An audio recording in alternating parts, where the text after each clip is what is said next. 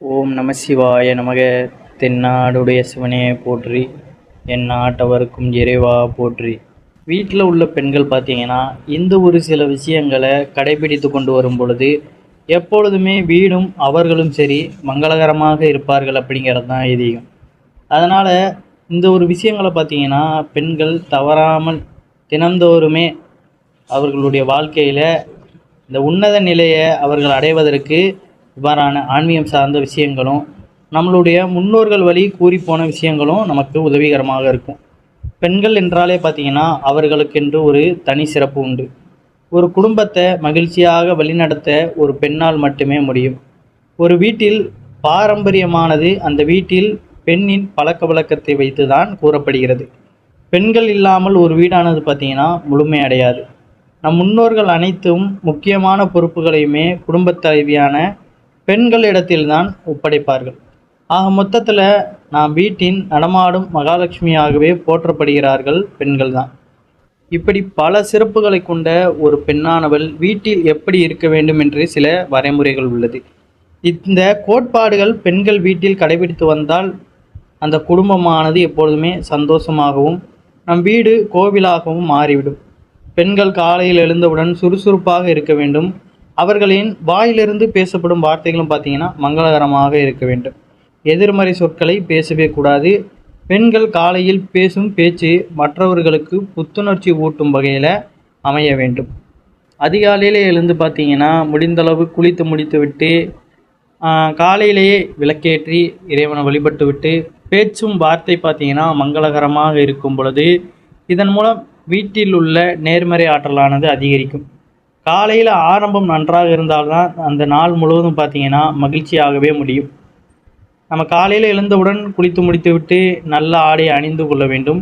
இந்த காலகட்டத்தில் பார்த்தீங்கன்னா காலையில் குளிப்பது அப்படிங்கிறதே நிறைய பேருக்கு முடியாத காரியம்தான். முடிந்த அளவுக்கு குளிக்க முயற்சி செய்யணும். முடியாதவர்கள் பார்த்தீங்கன்னா கை கால்களையாவது கழுவிவிட்டு அதற்கப்புறம் பூஜை அறையில் வந்து பார்த்தீங்கன்னா விளக்கேற்றி வழிபாடு செய்துவிட்டு அதற்கப்புறம் சமையல் அறைக்கு போய் இதர வேலைகளை ஆரம்பிக்கலாம்.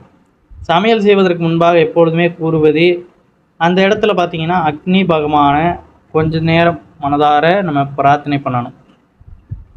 நம்ம செய்கின்ற சமையலாக இருக்கட்டும், இல்லை நம்மளுடைய குடும்பத்தில் உள்ள அவர்களுடைய உடல்நிலை எப்பொழுதுமே ஆரோக்கியமாக இருக்கணும், சாப்பாடு நல்லபடியாக அவர்களுக்கு போகணும், ஆகாரம் நல்லபடியாக இருக்கணும், உடல்நிலைக்கு எதுவும் ஆகிடக்கூடாது அப்படிங்கிற மாதிரியெல்லாம் நம்ம அந்த பிரார்த்தனைகளை நம்ம செய்வது இன்னும் சிறப்பாக இருக்கும். எவ்வளோக்கு எவ்வளோ நம்ம ஒவ்வொரு விஷயத்துலேயுமே அக்கறை கொடுத்து பண்ணும் பொழுது அந்த சமையல்லையுமே நம்ம முழு கவனத்துடன் இருப்போம். அதனால் காலையில் முதல் விஷயம் இவ்வாறான விஷயத்தை நம்ம கடைபிடிப்பது. காலையில் எழுந்ததுமே பார்த்திங்கன்னா மங்களகரமான புடவைகளை அணிந்து கொள்வது பெண்களுக்கு ஒரு சிறப்பான விஷயம். இரவு தூங்கும் பொழுது நம்ம வேறு ஆடைகளை அணிந்து கொள்ளலாம். ஆனால் காலையில் பார்த்திங்கன்னா எப்பொழுதுமே புடவையில் இருப்பது தான் மிகவும் நல்லது. பூஜை அறையில் செல்லும் பொழுதும் பார்த்திங்கன்னா புடவை அணிந்து கொண்டு பூஜைகள் செய்வது இன்னும் சிறப்பான விஷயமாக இருக்கும். இது எல்லாமே பார்த்திங்கன்னா அவர்களுடைய அந்த சுற்றுப்புற சூழல் பார்த்திங்கன்னா நல்லபடியாக இருக்கணும் அப்படிங்கிறதுக்காக தான். அதனால் இந்த விஷயத்துக்கெல்லாம் கட்டுப்பாடு போடுறாங்களே அப்படி இப்படின்னு அந்த தேவையில்லாத விவாதம்லாம் வேண்டாம். நம்பிக்கையுள்ளவர்கள் முற்காலத்தில் நம்மளுடைய முன்னோர்கள் இப்படித்தான் இருந்தார்கள். அதே பழக்க வழக்கம் இப்போ கொஞ்சம் கொஞ்சமாக மாறுது. நம்ம அதே கடைபிடித்து வந்தால் நமக்கு நன்மையை கொடுக்கும் அப்படிங்கிறது தான் நம்ம கூறுவது. அதனால் நம்பிக்கையுள்ளவர்கள் செய்யலாம். இல்லை எனக்கு இவ்வாறான விஷயங்கள்லாம் பிடிக்காது அப்படிங்கிறவங்க தவிர்த்து விட்டு போயிடுவது நல்லது. அதுபோல் பார்த்தீங்கன்னா வீட்டில் இருப்ப மற்றவர்கள் பார்த்தீங்கன்னா எந்த வகையிலையும் அந்த பெண்களை துன்புறுத்துவதோ இல்லை தேவையில்லாத வார்த்தைகளை திட்டுவதோ கூடாது. அது பார்த்தீங்கன்னா வீட்டில் இருக்கும் மகாலட்சுமியை நம்ம திட்டுவது போன்றது. வீட்டில் இருக்கும் பெண்கள் பார்த்தீங்கன்னா எப்பொழுதுமே சிரித்த முகத்துடன் காணப்பட வேண்டும். அது அந்த வீட்டிற்கு சர்வ லட்சணத்தையும் கொடுத்துவிடும். ஒரு வீட்டில் எவ்வளவுதான் கஷ்டங்கள் இருந்தாலும் அந்த பிரச்சனைகளை பெண்ணானவள் சிரித்த முகத்தோடு ஏற்றுக்கொண்டு அதற்கான தீர்வினை அடைய முயற்சி செய்கின்றாரோ அந்த வீட்டில் கஷ்டம் என்பது நிரந்தரமாக தங்கவே தங்காது. வீட்டின் மகாலட்சுமி என்று கூறப்படும் பெண்ணானவள் அந்த மகாலட்சுமியை அவளது வீட்டிலே நிரந்தரமாக தங்க வைக்க வேண்டுமென்றால் மேற்கண்ட விஷயங்களை பார்த்தீங்கன்னா நம்ம மதித்து நடத்த வேண்டும். அதாவது நெற்றியில் எப்பொழுதுமே பார்த்தீங்கன்னா குங்குமம் பொட்டு ஏதாவது ஒன்று வைத்திருக்க வேண்டும். முடிந்தளவு பார்த்தீங்கன்னா நெற்றியில் குங்குமம் வைத்திருக்கும் பெண்களுக்கு வேறு எந்த வகையிலையுமே எதிர்வினைகள் அப்படிங்கிறது அண்டாது. சில பேர் பார்த்தீங்கன்னா அவர்களை கவர்ந்த தோற்றத்தில் எதிர்வினைகளை உண்டு பண்ணுற வகையில் வசீகரமான ஏதாவது ஒன்றை ஏற்படுத்த முயற்சி செய்வாங்க. அந்த மாதிரியான எந்த ஒரு சிக்கல்களும் பார்த்தீங்கன்னா இவ்வாறான பெண்களுக்கு அண்டாது.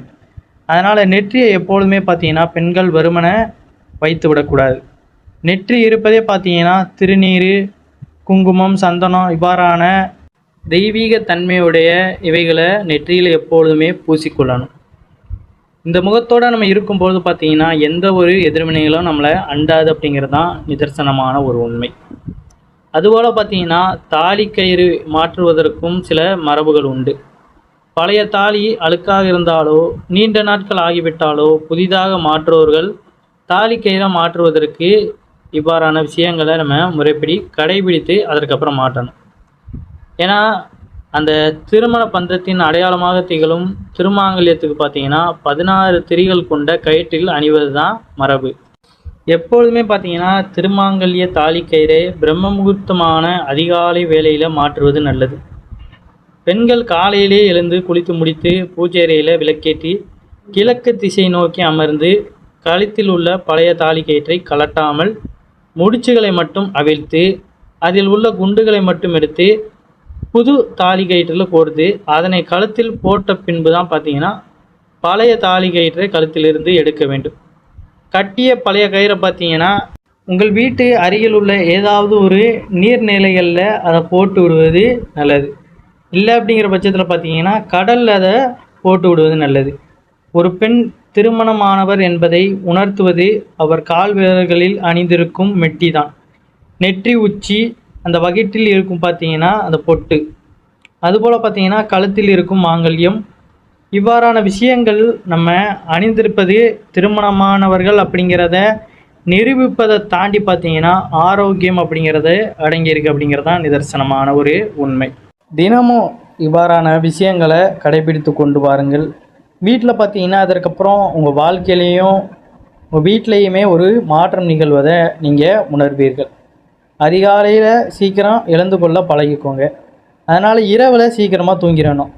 சமைச்சு முடிச்சுட்டு பார்த்தீங்கன்னா எல்லோரும் சாப்பிட்டு குடும்பத்தில் உள்ள அனைவருமே இரவு ஒரு 10 மணிக்குள்ளெல்லாம் தூங்கி விடுவது நல்லது. அதற்கப்புறம் பார்த்தீங்கன்னா காலையில் ஒரு 5 மணி இல்லை 4:30 மணிக்கெலாம் எழுந்து கொள்வது மிகவும் சிறப்பான விஷயமாக இருக்கும். முடிந்தளவு பார்த்தீங்கன்னா 10 மணிக்குள்ளேயே தூங்கி விடுவது நல்லது. ஏன்னா அதற்கு மேலே போனால் அதுக்கப்புறம் தூங்கி காலையில் எந்திரிக்கொள்வது எந்திரிச்சாலுமே அந்த சுறுசுறுப்பு அப்படிங்கிறது இருக்காது. ஏன்னா அந்த முழுமையான தூக்கம் அப்படிங்கிறது அந்த இடத்துல பெறுவது இல்லாமல் இருக்கும். அதனால் சீக்கிரமே ஒரு லேசான உணவுகளை எடுத்துக்கொண்டு இரவில் சீக்கிரமே தூங்கி காலையில் கண் விழித்து கொள்ள நம்ம முயற்சி செய்யணும். அதற்கப்புறம் பார்த்தீங்கன்னா முடிந்தளவு காலையிலே குளித்து விட்டு என்னானாலும் காலையில் நம்ம இந்த ஒரு விஷயத்தை நம்ம கட்டாயம் கடைபிடித்து விடணும். சோம்பேறித்தனம்லாம் பார்க்காம பார்த்தீங்கன்னா குளித்து முடித்து விட்டு முடிந்தளவு பெண்களாக இருந்தால் விளக்கேற்றி வழிபாடு செய்யுங்க. ஆண்கள் மற்ற எதுவும் வேலையில் ஈடுபட போகிறீங்க, ஏதாவது படிக்கணும் அப்படின்னா அந்த அதிகாலை நேரத்தில் நம்ம சூஸ் பண்ணுவது மிகவும் நல்லது. அதற்கப்புறம் நமக்கு எக்ஸ்ட்ரா டைமும் இருக்கும். வேலைக்கு போகிறவர்களும் மெதுவாக கிளம்பி போகலாம். பெண்கள் சமைப்பதாக இருந்தாலும் பார்த்தீங்கன்னா அந்த சமையல் எல்லாத்தையும் பார்த்தீங்கன்னா நிதானமாக செய்யலாம். இப்படியே நம்ம தினம்தோறும் செய்யும் பொழுது பார்த்திங்கன்னா அதிகாலை நம்ம சுபமாக அந்த நேரத்தை கழிப்பதாக இருக்கும். இல்லை இரவு லேட்டாக நம்ம தூங்குறோம்னா காலையிலேயே நம்ம அவசரமாக எழுந்திரிச்சு அந்த வேலைப்பாடுகளை நம்ம ரொம்ப வேகமாக செய்ய வேண்டியதாக இருக்கும். அப்போ அதில் ஒரு முழு ஈடுபாடு இருக்குது, கவனமும் இருக்காது. அதனால தான் இவ்வாறான விஷயங்களை கூறுவது. தேவையில்லாத விஷயங்களை நம்ம பயன்படுத்துவதை தவிர்த்து விடணும். முக்கியமானது பார்த்திங்கன்னா மொபைல் ஃபோன்.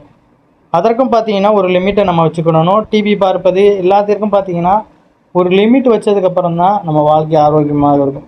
ஏன்னா இப்போ நம்மளுக்கு சந்தோஷமாக தான் இருக்கும். நம்ம இரவு முழுவதும் நோண்டுறோம், எல்லாமே நம்ம பயன்படுத்துகிறோம். தேவையில்லாத விஷயங்கள் இரவில் சாப்பிட்றது, இப்படியே நம்ம தூக்கத்தை கெடுக்கும் வகையில் பலவாறான விஷயங்களை செய்தாலுமே பிற்காலத்தில் ஒரு கொஞ்சம் வயசுக்கு அப்புறம் நமக்கு அது தன்னுடைய வேலையை காட்ட ஆரம்பிக்கும். நிறைய பேர் இவ்வாறான விஷயங்களை கூறினா கூட என்ன சொல்லிட்டு போயிருந்தாங்க, இருக்கிறது வாழ்க்கை, வாழ்ந்துட்டு போயிட வேண்டியதானே அப்படின்ட்டு சொல்லியிருந்தாங்க. வாழ்கிற வாழ்க்கையை பார்த்தீங்கன்னா எப்பொழுதுமே பிரயோஜனமாக வாழணும். இப்போ இவ்வளோ காலம் வாழ்கிறோம்னா இவ்வளோ காலம் பார்த்தீங்கன்னா நம்ம காலையில் எந்திரிக்கிறோம், வேலைக்கு போகிறோம், சம்பாதிக்கிறோம், திரும்ப வரோம். இப்படிங்கிற இந்த வாழ்க்கையை தவிர்த்து ஆன்மீகத்தில் ஒரு ஈடுபாடு இருக்கணும். இறைவனை நம்ம உணரும் பொழுது தான் பார்த்தீங்கன்னா முக்தி அப்படிங்கிற அந்த மோட்சம் நமக்கு கிடைக்கும். அதை தவிர்த்து நம்ம இந்த அன்றாடம் செய்கின்ற இந்த வேலைகள்லையோ இல்லை வாழ்கின்ற இந்த வாழ்க்கையிலே நமக்கு எதுவுமே கிடைக்க போகிறது கிடையாது. காலையில் பெண்களை விளக்கேற்ற சொல்வது எதற்கு? அந்த ஆன்மீகத்தன்மை அப்படிங்கிறது அவர்களுக்குள்ள ஒரு அதிகரிப்பை உண்டு பண்ணும் அப்படிங்கிறது தான். அதே போல தான் ஆண்கள் பார்த்தீங்கன்னா நல்ல நல்ல விஷயங்களை கற்றுக்கொள்வது பெண்கள் போலவே ஆன்மீகத்தில் ஒரு ஈடுபாடோடு இருக்கணும். ஆலயங்களுக்கு செல்வது, இல்லைன்னா அவர்களுமே வீட்டில் இவ்வாறான நல்ல விஷயங்கள் பூஜை செய்வது, இதெல்லாம் ஈடுபாடு செய்வது. எல்லாமே இது செய்யும் பொழுது பார்த்திங்கன்னா மனதும் உடலும் சுத்தமாக இருக்கணும். சும்மா அந்த நேரத்தில் மட்டும் நம்ம சுத்தத்தை கடைபிடித்துட்டு அதற்கப்புறம் ஏனோ தானோ அப்படின்னு இருக்கக்கூடாது. முடியாத நாட்களில் வேணால் நமக்கு உடம்பு சரியில்லை, பெண்களுக்கு மாதவிடாய் காலம் அப்படிங்கிற காலத்தில் பார்த்திங்கன்னா ஓய்வு எடுத்துக்கொள்வது அப்படிங்கிறது முடியாத நேரங்களில் இவ்வாறான விஷயங்களை நம்ம தவிர்த்து விடுவது நல்லது. ஆனால் தினந்தோறும் பார்த்திங்கன்னா அதே சோம்பேறித்தனத்தோடு நம்ம இருந்தோம்னா வாழ்க்கையும் நமக்கு அவ்வாறு தான் இருக்கும். அதனால் முடிந்தளவு பார்த்திங்கன்னா ஒவ்வொரு விஷயத்துலையுமே முழு ஈடுபாடு கொடுத்து செய்யுங்க. பெண்கள் எப்பொழுதுமே மங்களகரமான ஆடைகளை அணிந்து கொண்டு மங்களகரமான பேச்சுக்களை பேசி வீட்டில் தினமுமே விளக்கேற்றுங்க, காலையும் மாலையும். அது நல்ல ஒரு மோட்சத்தை நமக்கு கொடுக்கக்கூடியதாக இருக்கும். நம்ம செய்கின்ற வேலைகள் வீட்டில் வர்றவங்களுக்கும் பார்த்திங்கன்னா நல்ல ஒரு வைப்ரேஷனை கொடுக்கும். வாரந்தோறும் சாம்பிராணி புகை போடுங்க, வீடை நல்லா சுத்தம் பண்ணுங்கள், பூஜை அறையை சுத்தம் பண்ணுங்கள். சமையல் அறையில் எப்பொழுதுமே பார்த்திங்கன்னா இரவு சமைச்ச சாப்பாட்டிலேருந்து கொஞ்சம் ஒரு கிண்ணத்தில் போட்டு தண்ணீர் ஊற்றி வைங்க. எல்லா விஷயத்துலேயுமே ஒரு அக்கறை கொண்டு இதை கடைபிடித்து பாருங்கள். வாழ்க்கையில் ஒரு மாற்றம் நிகழ்வதை நீங்களே கண்கூடாக உணரலாம். மேலும் ஏதாவது ஒரு விஷயத்தில் உங்களுக்கு கேள்வி இருந்தாலும் கேளுங்க, அதற்கான பதிலை நான் கமெண்டில் கொடுக்குறேன். அனைவரும் என்றும் இறையருள் பெற்று நலமுடன் வாழ வேண்டும். நன்றி, வணக்கம். ஓம் நம சிவாய நமக.